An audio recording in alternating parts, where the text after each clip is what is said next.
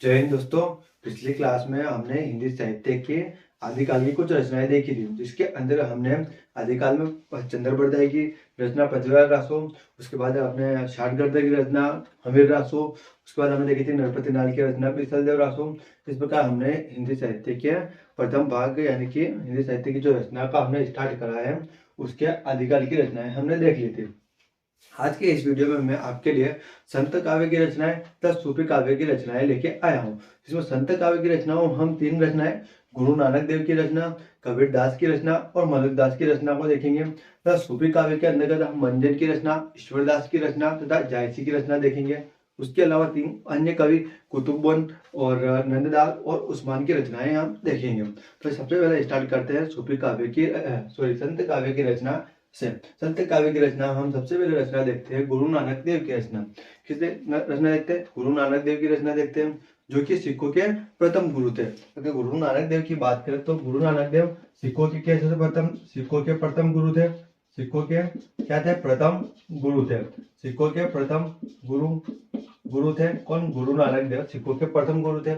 इनके द्वारा जो रचना रखी गई ग्रंथ साहिब में संकलन, क्या रचना रखी गई? ग्रंथ साहिब में संकलन, ग्रंथ साहिब में संकलित, है ना, ग्रंथ साहिब में संकलित ये रचना इनके द्वारा करी गई। हालांकि ये इनके जो ग्रंथ साहिब में संकलन जो थी वो इनकी गुरुमुख लिपि थी, यानी पंजाबी भाषा गुरुमुख लिपि में लिखी गई, जिसका संकलन किसने किया था? अर्जुन देव के द्वारा किया गया। अगर इसके संकलन की बात करें तो इसका संकलन अर्जुन देव द्वारा किया गया था। संकलन की अगर बात करते हैं अपन तो किसके द्वारा किया गया? अर्जुन देव के द्वारा, गुरु अर्जुन देव के द्वारा किया गया। गुरु अर्जुन देव की हम बात करते हैं तो गुरु अर्जुन देव सिखों के कितने? पांचवें गुरु थे। कौन से गुरु थे? सिखों के पांचवें गुरु थे गुरु अर्जुन देव, जिन्होंने ग्रंथ साहिब में संकलन किया गया। अगर भाषा की बात की जाए तो इसे पंजाबी भाषा या गुरुमुखी लिपि भाषा में कहा जाता है। ये ग्रंथ साहिब संकलन की बात करते हैं अपन तो ये आदि ग्रंथ, इसको आदि ग्रंथ भी कहते हैं। क्या कहते हैं इसको? आदि ग्रंथ कहते हैं, आदि ग्रंथ कहते हैं, जो कि सिखों का प्रमुख, सिखों का बात करते हैं सिखों के प्रमुख ग्रंथ, सिखों का प्रमुख ग्रंथ है। क्या है? सिखों का प्रमुख ग्रंथ है, जिसकी रचना किसके द्वारा की गई थी? गुरु नानक देव के द्वारा। इसका संकलन अर्जुन देव द्वारा किया गया था। गुरु नानक देव सिखों के प्रथम गुरु तथा अर्जुन देव सिखों के पांचवें गुरु होते हैं। अगर हम बात करते हैं गुरु नानक देव की समाधि की, क्वेश्चन आता है अक्सर गुरु नानक देव की समाधि के बारे में पूछा जाता है। तो अगर समाधि की बात करें तो गुरु नानक देव की समाधि कहाँ पे? करतारपुर साहिब में। करतारपुर साहिब कहाँ पे आ गया? करतारपुर साहिब, तो करतारपुर साहिब अभी वर्तमान में पाकिस्तान के अंतर्गत आता है। कहाँ पे आता है? करतारपुर साहिब वर्तमान में पाकिस्तान के अंतर्गत आता है। तो गुरु नानक देव की जो समाधि कहाँ पे? करतारपुर साहिब पाकिस्तान। तो इनके संकलन ग्रंथ साहिब संकलित, पांचों गुरु अर्जुन देव, जो कि सिखों का प्रमुख ग्रंथ या आदि ग्रंथ भी कहते हैं ना। अगर हम सिखों के 10वें गुरु की बात करते हैं तो 10वें गुरु में कौन आता है? तो सिखों के अगर 10वें गुरु की बात करते हैं अपन, है ना, तो 10वें गुरु में सिखों के 10वें गुरु की अगर बात करते हैं तो सिखों के 10वें गुरु गुरु गोविंद सिंह। कौन? गुरु गोविंद सिंह, गुरु गोविंद सिंह। यह सिखों का देखेंगे अपन कबीरदास। क्या देखेंगे? कबीरदास। तो अगर कबीरदास की बात करते हैं तो कबीरदास की तीन रचनाएं देखेंगे। कौन कौन सी? अब देखेंगे बीजक, सखी, रमेनी और सबद। बीजक, सखी, रमेनी और सबद की बात करते हैं। अगर हम बात करें कबीरदास की तो कबीरदास जी जो थे वो क्या थे? भक्ति काल के। कबीरदास जी जो थे वो थे भक्ति काल की निर्गुण शाखा के, निर्गुण भक्ति, क्या? निर्गुण भक्ति शाखा के, निर्गुण भक्ति शाखा के कवि हुआ करते थे। कर्ण कबीरदास जी निर्गुण भक्ति शाखा के कवि हुआ करते थे, जिन्होंने हमेशा कुरीतियों, क्या? कुरीतियों, कर्मकांड, कुरीतियों, कर्मकांड, कुरीतियों कर्मकांड का हमेशा ही इन्होंने अंधविश्वास कुरीतियों कर्मकांड का हमेशा ही विरोध किया अपनी रचनाओं के द्वारा। अगर कबीरदास जी की बात करी जाए तो कबीर जो वाणी है, कबीरदास जी कबीर वाणी है, इनको बीजक के नाम से इनके जो शिष्य थे उन्होंने धर्मदास, कौन थे इनके शिष्य? धर्मदास, उनके द्वारा संकलन किया गया। संकलन किसके द्वारा किया गया? इसका धर्मदास, जो कि कबीरदास जी के शिष्य थे धर्मदास, उनके द्वारा इसका संकलन किया गया। इसका बीजक वाणी का, जो कि कबीरदास जी की वाणी हुआ करती थी। कौन से? कबीरदास जी की वाणी, बीजक का वाणी। इसका संकलन किसके द्वारा किया गया? इसके अपने धर्मदास के द्वारा। अगर बात करते हैं सखी की, तो कबीरदास जी की एकमात्र भाषा जो कि ब्रज भाषा में लिखी गई है, ब्रज भाषा में लिखी गई है। कौन सी भाषा? ब्रज भाषा में। अगर बात करते हैं रमेनी और शबद की, है ना, तो रमेनी और शबद जो है कबीरदास जी की राजस्थानी प्लस पंजाबी भाषा के अंतर्गत लिखी हुई है। कौन सी? राजस्थानी प्लस पंजाबी भाषा के अंतर्गत रमेनी और शबद लिखी हुई है। अगर सखी की बात करें तो ब्रज भाषा में, बीजक की बात करें तो इसका संकलन धर्मदास द्वारा किया गया था। अगर हम कबीरदास जी की अगर भाषा की बात करते हैं तो कबीरदास जी की भाषा कौन सी थी? सदुक्कड़ी भाषा, या कहे तो हिंदी की पांचों भाषाएं जो कि पंजाबी, राजस्थानी, हरियाणवी तथा खड़ी बोली और हिंदी का इनका मिश्रण हुआ करता है। इसे सदुक्कड़ी या पंचशील हिंदी भी कहा जाता है। क्या? पंचशील हिंदी भी कहा जाता है। कौन सी भाषा थी? सदुक्कड़ी इनकी भाषा थी। सदुक्कड़ी, है ना, सदुक्कड़ी इनकी भाषा हुआ करती थी। अगर हम संत काव्य में तीसरे संत की बात करें तो मलुकदास की दो प्रमुख रचनाएं हैं। कौन से? ज्ञानबोध और रत्नखान। अगर हम मलुकदास की बात करें तो मलुकदास कौन थे? ये कबीर के शिष्य हुआ करते थे। कौन से? कबीर के शिष्य हुआ करते थे मलुकदास। कौन? कबीर के शिष्य हुआ करते थे मलुकदास। इसके बाद हम बात करते हैं सूफी काव्य की, है ना, तो संत काव्य के अंदर कौन सी रचना है? गुरु नानक के द्वारा ग्रंथ साहिब में संकलित कबीरदास की बीजक, सखी, रमेनी, शबद। कौन से? बीजक, सखी, रमेनी और शबद, ये चार प्रमुख रचनाएं कबीरदास की आती है संत काव्य के अंतर्गत। उसके बाद हम बात करेंगे मलुकदास की, तो मलुकदास की ज्ञानबोध और रत्नखंड दो प्रमुख रचनाएं मलुकदास की आती है। अगर हम मलुकदास की बात करें तो ये कबीर के शिष्य हुआ करते थे मलुकदास जी। उसके बाद हम बात करते हैं सूफी काव्य की। सूफी काव्य के अंतर्गत हम मंजर, ईश्वरदास, जायसी, कुतुबुन और नंदन और उस्मान के देखते हैं। उसमें हम देखते हैं कि मंजन की रचना मधुमालती। मंजन की कौन सी रचना देखेंगे अपन?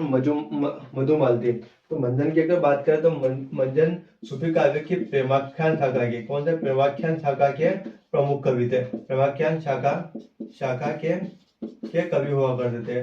कौन? मंजन दास प्रेमाख्यान शाखा के कवि हुआ करते थे। और इनकी जो रचना है कौन सी? मधुमालती जो कि श्रृंगार रस से परिपूर्ण है। कौन से? श्रृंगार रस से। कौन से रस में लिखी गई है? श्रृंगार रस में लिखी गई है। जिसके अंतर्गत, कौन से? श्रृंगार रस के अंतर्गत लिखी गई, जिसकी जो इस रचना के अंतर्गत जिसकी कहानी है, वो रचना की कहानी है एक तो कौन से? कनकगिरी के जो राजा थे सूरजमान। कनकगिरी के जो राजा थे सूरजमान। कौन थे? सूरजमान। उनके जो पुत्र हुआ करते थे सूरजमान के जो पुत्र हुआ करते थे। क्या? कनकगिरी के राजा सूरजमान के जो पुत्र हुआ करते थे उनका नाम था क्या? मनोहर नाम था उनका।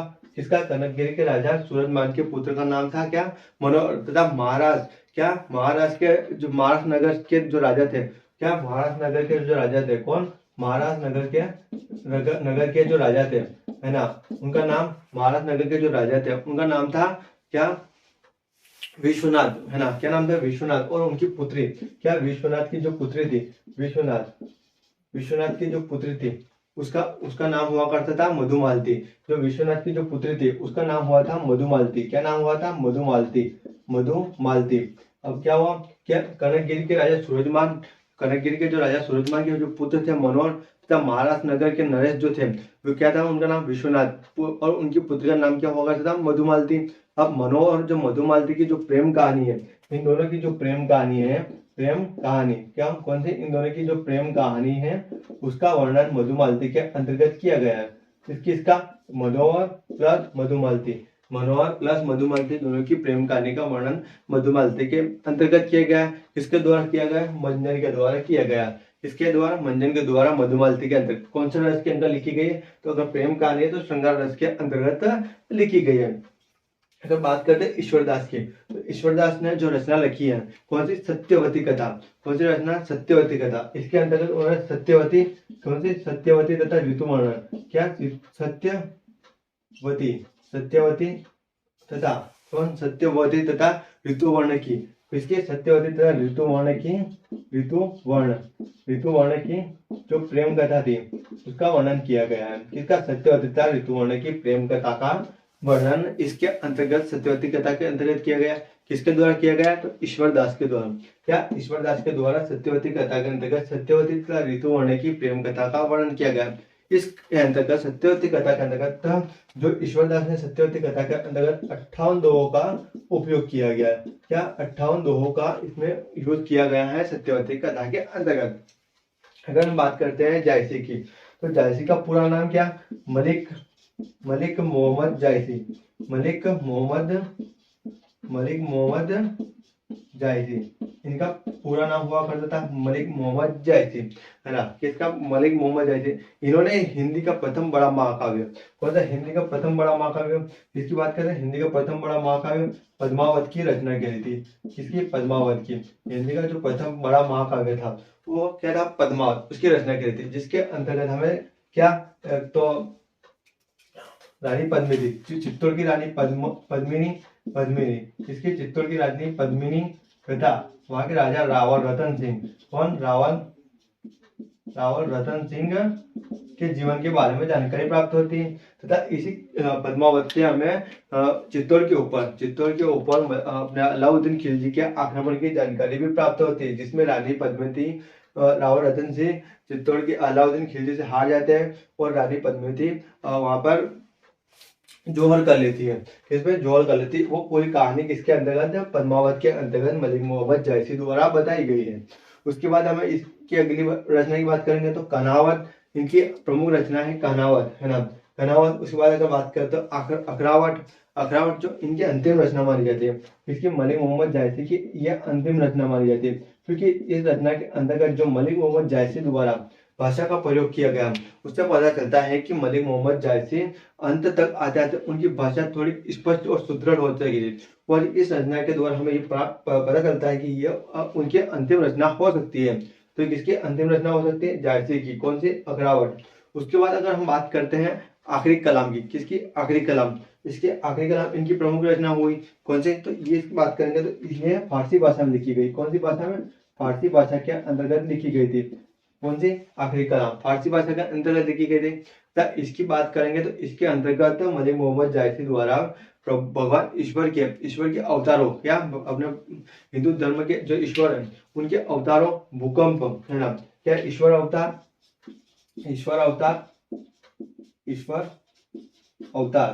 उसके बाद क्या लिखेंगे? इसके भूकंप,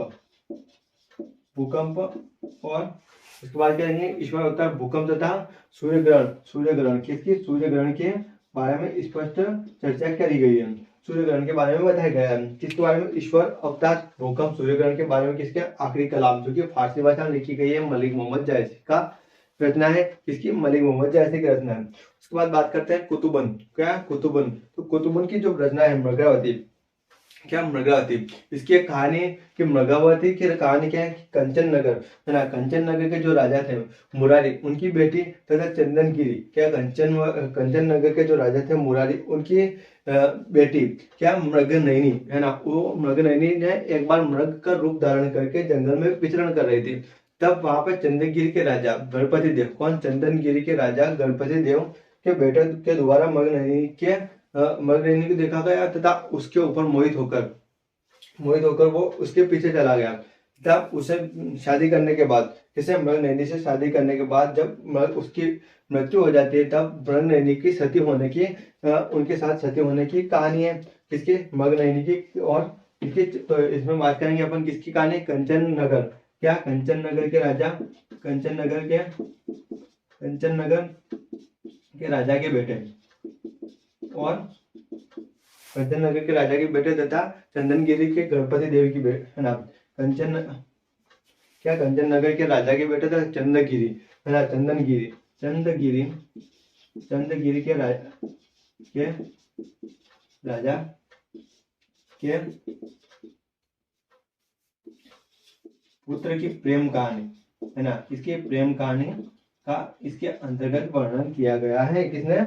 कुतुबुन ने मृगावती नाम से इसका वर्णन किया।